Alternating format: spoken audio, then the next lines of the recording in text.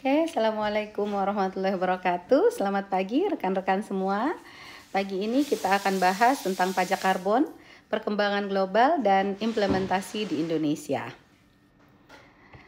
Kita tahu pajak karbon merupakan instrumen fiskal yang dikenakan atas emisi karbon dioksida atau CO2 yang dihasilkan dari aktivitas manusia, terutama pembakaran bahan bakar fosil, yang tujuannya adalah untuk menginternalisasi dampak lingkungan dari emisi tersebut dan mendorong perubahan perilaku menuju penggunaan energi yang lebih bersih.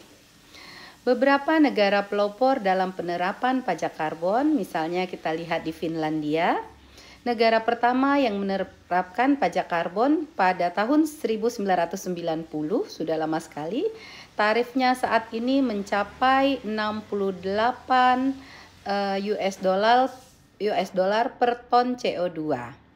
Sedangkan di Swedia sejak tahun 91 menerapkan pajak karbon dengan tarif tertinggi di dunia, yaitu sebesar 119 per ton CO2. Kebijakan ini berhasil menurunkan emisi domestik sebesar 33% antara tahun 91 sampai tahun 2030. Kita lihat negara tetangga kita, Singapura, negara pertama di Asia Tenggara yang menerapkan pajak karbon pada tahun 2019 dengan tarif 4 per ton CO2 yang akan meningkat menjadi 25 per ton CO2 pada tahun 2024 dan 45 US dollar per ton CO2 pada tahun 2026. Penerapan pajak karbon di negara-negara tersebut menunjukkan bahwa kebijakan ini dapat efektif dalam mengurangi emisi gas rumah kaca dan mendorong inovasi teknologi ramah lingkungan. Kita sekarang akan melihat bagaimana implementasi pajak karbon di Indonesia.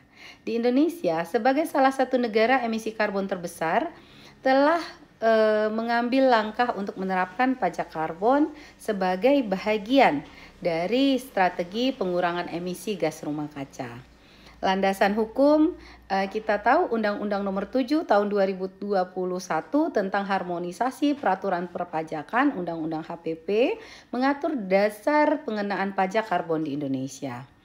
Terus ada peraturan pemerintah tahun 98 tahun 2021 tentang penyelenggaraan nilai ekonomi karbon yang mengatur mekanisme pasar karbon dan perdagangan emisi di Indonesia. Mekanisme pengenaan pajak karbon dengan dua cara, cap and tax. Bagaimana pemerintah menerapkan batas emisi atau di cap atau di cap untuk sektor tertentu jika emisi melebihi batas tertentu. Maka kelebihan emisi dikenakan pajak karbon. Atau cap and trade.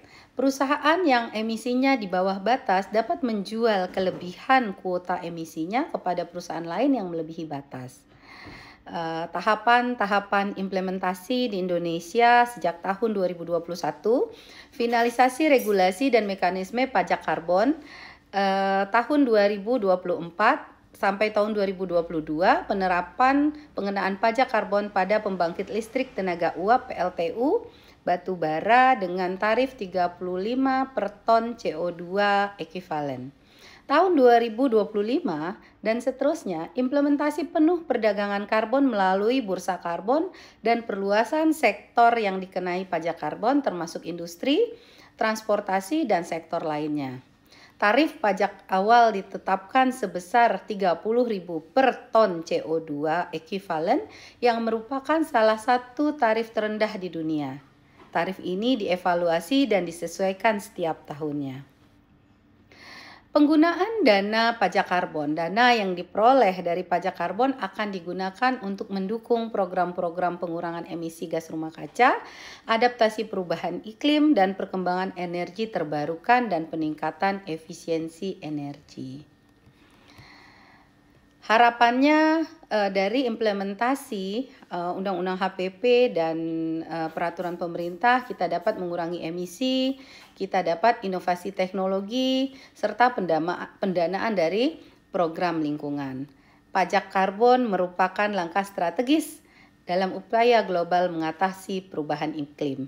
Implementasi ini di Indonesia menunjukkan komitmen negara dalam mencapai target pengurangan emisi dan pembangunan berkelanjutan.